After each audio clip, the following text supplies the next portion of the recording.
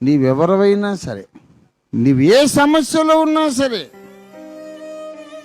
అది ఆర్థిక సమస్య కావచ్చు, ఆరోగ్య సమస్య కావచ్చు, కుటుంబ సమస్య కావచ్చు, లేకపోతే నీ పాలివాళ్ళు దాయాదులతో నీకు వచ్చిన ఆస్తి తగాదాల సమస్య కావచ్చు, నీ భార్యే ఒక సమస్య కావచ్చు, నీ భర్తే ఒక సమస్య కావచ్చు, అసలు బ్రతుకే ఓ సమస్య కావచ్చు.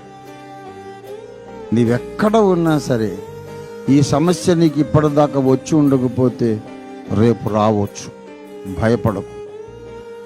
ఎంత పెద్ద సమస్య నిన్ను ఆవరిస్తే అంత అధికంగా యేసయ్య శక్తిని నీవు అనుభవిస్తావు. దేవుని స్తోత్రం కలుగును గాక.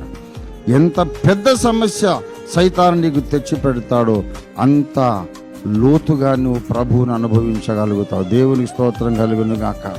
హల్లెలూయా.